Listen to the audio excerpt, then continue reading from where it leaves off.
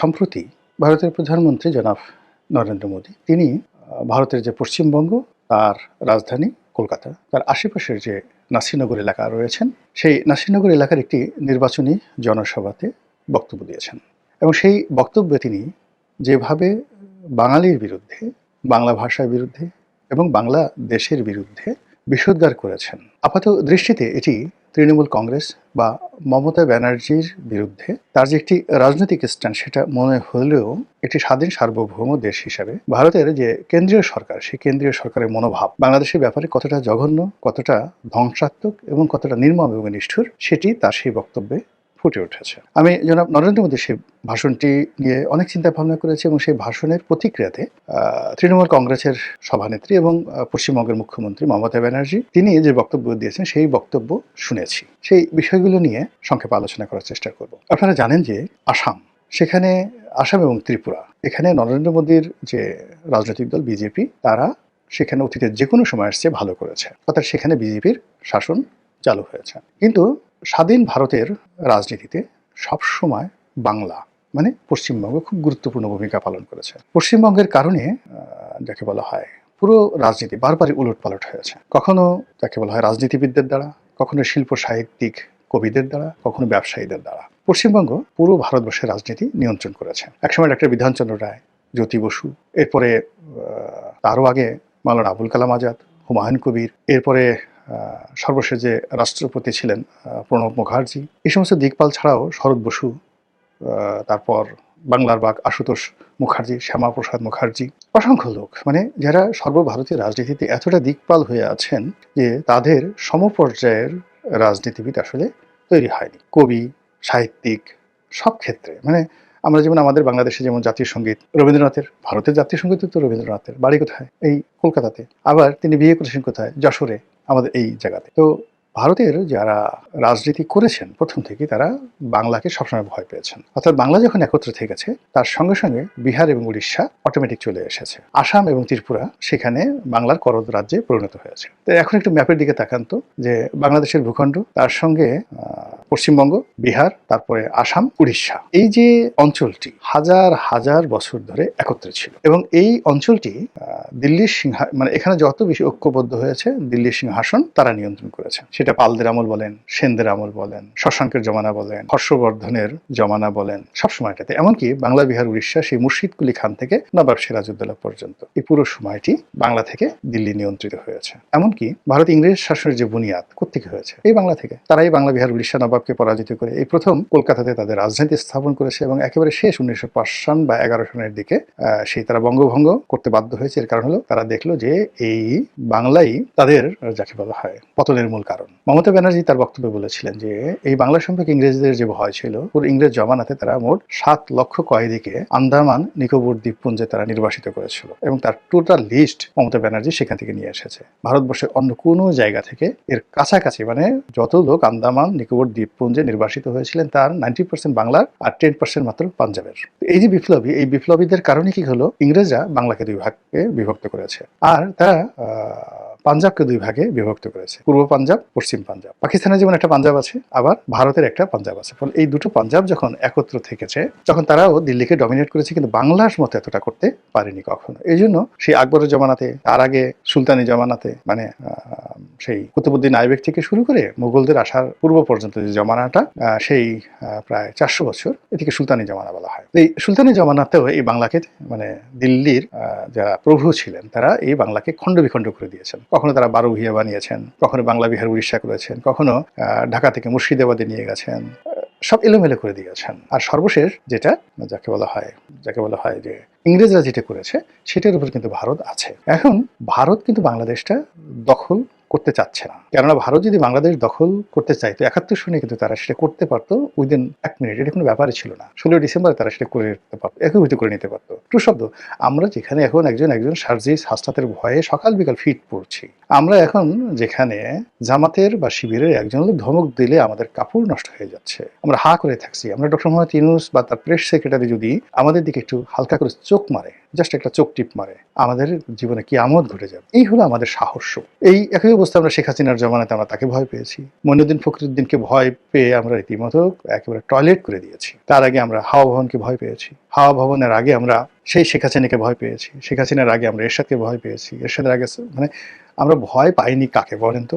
ওই সিংহাসনে যে বসেছে তাদের কাকে আমরা ভয় পাইনি? আমরা খালি আল্লাহকে ভয় পাইনি আর নিজেকে ভয় পাই, নিজের বিবেককে ভয় পাইনি। এছাড়া পৃথিবীর সবাইকে আমরা ভয় পেয়েছি। আমরা পর্তুগিজদেরকে ভয় পেয়েছি, আমরা মানে ফ্রান্সকে ভয় পেয়েছি, ওলন্দাজদের ভয় পেয়েছি, আফগানিস্তানে যারা আসছে তাদেরকে ভয় পেয়েছি, ভারতের গুজরাট থেকে যারা এসছে তাদেরকে ভয় পেয়েছি, তুরস্ক তার্কি থেকে ইকতারউদ্দিন মোহাম্মদ বিন বখতিয়ার এসেছেন তাকে ভয় পেয়েছি, কাকে ভয় না পেয়েছি। কিন্তু যে জিনিসটা হলো সেটা হলো সেই দিক থেকে 1971 সালে ভারতের যে বাহিনী তাকে আমাদের ভয় না পাওয়ার কোনো রিজন ছিল না। There is no reason.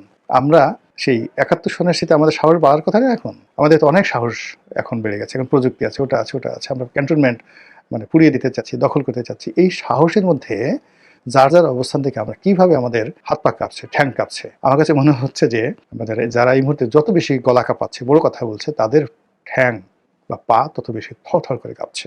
তো এই কম্পনটি কি পর্যায়ে ছিল 1971 সনে, ওটা যারা 71 সনে ছিলেন তারা বুঝতে পারবেন। আমরা গ্রামে ছিলাম, তো ওই সময়টাতে গ্রামের মানুষের যে কি পরিমাণ ভয় ছিল, আপনি এগুলো বললে হাসতে হাসতে আপনারা মরে যাবেন। অনেকে ধরুন পাট খেতে বসে পায়খানা করছে, হঠাৎ করে খবর এলো মিলিটারি আসছে। মিলিটারি আসছে এই কথা শুনে সে যে কি করতেছিল এটা ভুলে গিয়ে সে যে দৌড় দিছে, দৌড় দেওয়ার সময় না আছে গামছা, না আছে কাপড়, ক্ষেত থেকে বের হওয়ার পর বুড়ার সারা শরীরে দেখা গেল পায়খানা লেগে আছে। এইরকম ঘটনা। অথচ মিলিটারি তখন ফরিদপুর জেলাতেই আসেনি, ফরিদপুর জেলার কোথাও মিলিটারি ক্যাম্প ছিল না। আর সদরপুরে আমি যে গ্রাম, সেই গ্রামে মিলিটারির ভয়ে এই ঘটনাগুলো ঘটেছে। অনেক মহিলার কি বলবো, আল্লাহ মাফ করে থাকতো, আস্তাগফিরুল্লাহ, প্রেগন্যান্ট যারা ছিলেন, কি যে হয়ে গেছে আপনি বলতে পারবেন না। এই যখন বাঙালি পালাতে গেছে, ধরেন আমাদের বাড়ি থেকে পাশের বাড়ি ছিল এক রাজাকারের, মোল্লাবাড়ি। এখন আমাদের বাড়ি থেকে এই মোল্লাবাড়ি সব মহিলারা গিয়ে পালালো, 400-500 মহিলা। বলেন তো এটা কোনো বুদ্ধিমানের কাজ? যে আলাদা আলাদা বিভিন্ন জায়গাতে পালালে সেটা আলাদা হতো। এক মোল্লা বাড়িতে গিয়ে এই মানে 2 দিন 3 দিন পর পরে মিলিটারি আসবে, পুরুষেরা যেত সব ক্ষেত খামারে, আর মহিলারা গিয়ে ওই মোল্লা বাড়িতে গিয়ে পালাতো। এই হলো বাস্তবতা, বাঙালির সাহস। তো সেই সাহসটি 71 সনে যদি এই অবস্থা থাকে, আর এখন যদি এই অবস্থা থাকে, তাহলে বোঝার চেষ্টা করুন যে 71 সনে দিল্লি যদি চাইতো কি করতে পারতো, কিন্তু কেন করেনি? করেনি এই কারণে যে এই বাংলা, বিহার, উড়িষ্যার আবার এক হয়ে যাবে এবং এক হয়ে দিল্লি দখল করে ফেলবে, রাজনৈতিকভাবে দিল্লি দখল করে ফেলবে। এখন যেভাবে ধরুন একছত্রভাবে শিবাজি, ওই যে দিল্লিতে মানে বলে না যে শিবাজি রাও, সেই শিবাজি, তো সেই শিবাজির যারা বংশধর, মতাদর্শী সৈনিক, এরাই কিন্তু সেই সর্দার বল্লভভাই প্যাটেল, ভারতের মুক্তিযুদ্ধের সময় বল্লভভাই প্যাটেলের শিষ্যই কিন্তু নরেন্দ্র মোদী। মানে এই গুজরাট কেন্দ্রিক যে আধিপত্য, এই আমরা 47 সন থেকে দেখেছি, এর আগ পর্যন্ত পুরোটাই ছিল কিন্তু কলকাতা কেন্দ্রিক। পুরো সময়টা হাজার হাজার বছর ধরে কলকাতা কেন্দ্রিক ছিল। আর এর বাইরে দিল্লিতে যারা দেখতেন তারা ওই বিদেশ থেকে আসতেন, আর তারা মানে আশেপাশে যে মধ্যপ্রদেশ আছে, উত্তরপ্রদেশ, মধ্যপ্রদেশ এবং এই যে রাজস্থান, সেই রাজস্থানের যারা রাজপুরুষ, রাজনীতিবিদ, তাদেরকে নিজেদের কবজায় রাখতেন। এর বাইরে কোনো রাজনীতি ছিল না, সেখানে কোনো রাজনীতি ছিল না। বাংলা সবসময় স্বাধীন, এখান থেকে টাকা যেত, এখানে তাদের বারবার যুদ্ধ করতে হতো। তো 71 সনে তাদের যে ভয় ছিল যে বাংলা যে কোনো সময় ঐক্যবদ্ধ হয়ে দিল্লি দখল করতে পারে, এবং সেই ভয়টি এই জমানাতে এসে মারাত্মক আকার ধারণ করেছে। এর কারণ হলো পশ্চিমবঙ্গে মমতা ব্যানার্জি যে শক্তি, তার যে জনপ্রিয়তা, তার যে সাহস, গত 100 বছরে পশ্চিমবঙ্গে কোনো রাজনীতিবিদ এতটা বাঙালিকে সিমেন্টেড করতে পারেনি। 2 নম্বর হলো যে এই বাংলাদেশের এই ভূখণ্ডটি এখন এই মুহূর্তে ধনের সম্পদ পরিপূর্ণ হয়ে এমন একটা ভার্নারেবল অবস্থায় চলে গেছে, এটাও অতীতে গত 100 বছরে আপনি কখনো দেখবেন না। অর্থাৎ এটাকে হুমায়ুন যেটা বলেছিলেন দোজখপুর জান্নাত, মানে এখানে এখন আজকের দিনে হাজারো সমস্যা আছে, কিন্তু তারপরেও এখানে যে সম্ভাবনাগুলো আছে, মাটির নিচে, আকাশে এবং মাটির উপরে, পশু পাখি, কীট পতঙ্গ এবং মানুষ, এদের মধ্যে সম্মিলিত যে প্রাকৃতিক রিসোর্স রয়েছে, আমেরিকার জিহ্বা বের হয়ে আছে এই রিসোর্সগুলো, সম্পদগুলো নেওয়ার জন্য, ভারতীয় জিহ্বা বের হয়ে আছে, তারপর ব্রিটেন, ফ্রান্স থেকে শুরু করে এমনকি সৌদি আরব, এমনকি তুরস্ক, তারা সবাই এই বাংলার উপরে কর্তৃত্ব দেখাতে চাচ্ছে। তো সেই অবস্থাতে যদি এই যে আমাদের বাংলাদেশে যারা এখন 7 সিস্টার্স দখল করতে হুমকি দিচ্ছেন, এটা আপনার কাছে যত হাস্যকর মনে হতে পারে, নরেন্দ্র মোদীর কাছে এটা হাস্যকর নয়। তিনি এটা খুব সিরিয়াসলি নিয়েছেন। এমনকি দিল্লির যারা কর্তা ব্যক্তি রয়েছেন, কংগ্রেসের যারা কর্তা ব্যক্তি রয়েছেন, শশী থারুরের মতো যারা থিঙ্ক ট্যাঙ্ক রয়েছেন, তারা সরাসরি হাসনাতের নাম উচ্চারণ করে, মেনশন করে, বা ওসমান হাদির নাম মেনশন করে এখন তারা বক্তব্য দিচ্ছেন যে এটা এই শশী থারুরদের নাক এত উঁচু, তারা তো শেখ হাসিনার নাম উচ্চারণ করতে চায় না, বঙ্গবন্ধুর নাম উচ্চারণ করতে চায় না। প্রেসিডেন্ট জিয়াউর রহমানের নাম শশী থারুর কোনোদিন উচ্চারণ করেছেন, যেখানে তারেক রহমান সাহেবের নামই জানেন কিনা সন্দেহ, এরকম একটা ভাবসাব তারা দেখান। তো সেখানে কতটা দায় ঠেকলে তারা হাসনাত, সার্জিস, কিংবা মানে সেই যে পাটোয়ারি, নাসিরুদ্দিন পাটোয়ারি, আক্তার, এদের নাম নিচ্ছেন, ইউনূসের নাম নিচ্ছেন, ঘন ঘন ইউনূসের নাম নিচ্ছেন, ইট মিনস তারা ভয় পাচ্ছেন।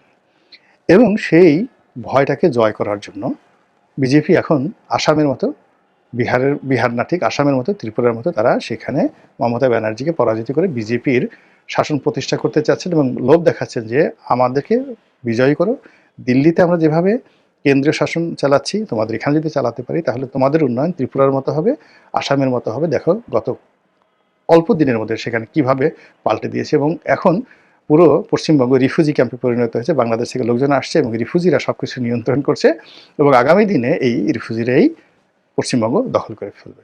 এই হলো তার বক্তব্য। তাহলে বোঝার চেষ্টা করুন যে বাংলা নিয়ে তাদের অ্যালার্জিটা কোন পর্যায়ে, এবং সেই অ্যালার্জি থেকে, ভয় থেকে, আতঙ্ক থেকে তারা যদি বড় কোনো দুর্ঘটনা ঘটায়, এবং যেটি এখন বলা হচ্ছে যে তারা ৭১-এর মতো আবার অ্যাকশনে যাবে, তারা আবার সার্জিক্যাল স্ট্রাইক চালাবে, তারা আবার সেই যে আমাদের সীমান্তে সৈন্য সমাবেশ আলটিমেটলি তারা করেছে, সামরিক শক্তি বৃদ্ধি করেছে, টহল বৃদ্ধি করেছে, এবং দেখলাম যে অনেক জায়গাতে তারা টহল বৃদ্ধি করেছে যেন অনুপ্রবেশ না ঘটে বাংলাদেশ থেকে। তো এই জিনিসগুলো, লক্ষণগুলো কি আপনার কাছে স্বাভাবিক মনে হচ্ছে? স্বাভাবিকভাবে মনে হচ্ছে না। এমনকি মমতা ব্যানার্জি তিনি যে প্রতিক্রিয়া দেখাচ্ছেন এটাও আমার কাছে স্বাভাবিক মনে হচ্ছে না।